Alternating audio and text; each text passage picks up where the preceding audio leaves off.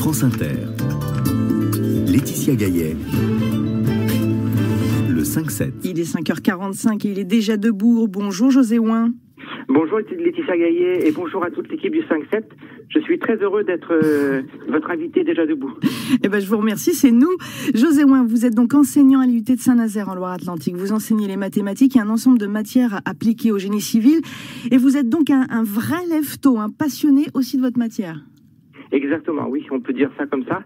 Et donc je me lève tôt pour avoir un petit peu le temps de tout faire, faire la promenade avec mon chien, me préparer, et puis j'aime bien arriver un petit peu tôt en fait à l'IUT, au travail.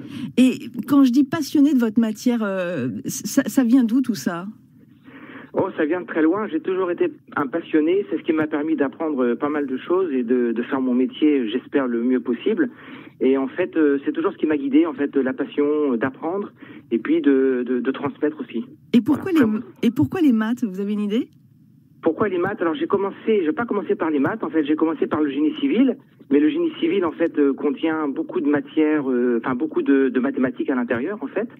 Et puis, les mathématiques, oui, c'est peut-être parce que c'est un domaine où on n'arrivera peut-être jamais à faire le tour. Et du coup, il y a toujours à apprendre, en fait.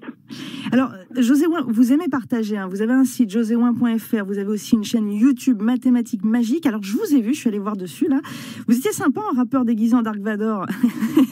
Oui, c'est l'idée de faire passer un petit peu le message. Justement, vous avez passé le morceau de musique antisocial là, et en fait j'ai fait aussi un clip qui s'appelle Anti-Python pour justement essayer de motiver les étudiants à apprendre le langage Python. Alors le langage Python, c'est le langage informatique. Justement, vous donnez sur votre chaîne YouTube des outils à ceux qui vous suivent. C'est comme c'est quoi l'idée ? Vous voulez encore plus partager qu'en cours ? Oui, c'est partagé. Par exemple, tous les exercices, je les mets en vidéo.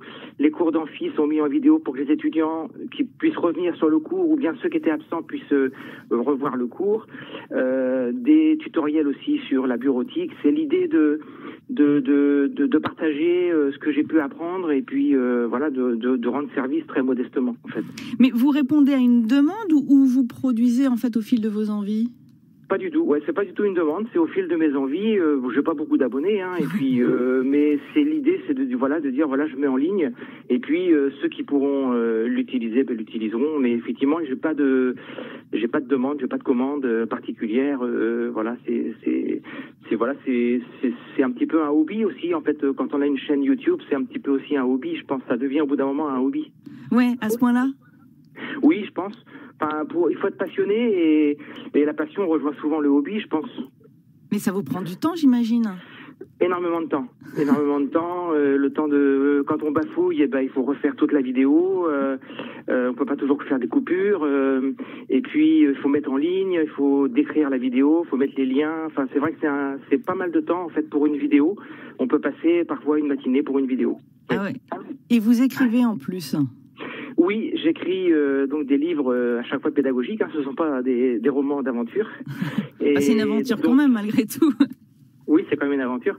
Pareil, un gros travail aussi de traitement de texte, puisque en fait les éditeurs demandent un document PDF prêt à imprimer, prêt à aller chez l'imprimeur. Donc un livre, c'est entre 150 et 200 heures de traitement de texte en fait.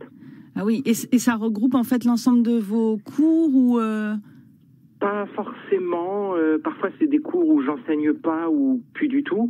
Donc, c'est assez varié. Ça part donc sur les mathématiques, sur la mécanique des structures, sur les transferts thermiques. C'est des domaines assez variés et qui s'adressent à un public assez large, en fait. Hein. Là, j'en ai un dernier qui va sortir. Je vais avoir les exemplaires d'auteurs demain ou après-demain. Donc qui s'adresse à des gens qui préparent les concours du CAPET aux délégations, ainsi que les gens de BTS et du bachelor universitaire de technologie. Et enseignant, ça vous suffisait pas tout simplement ?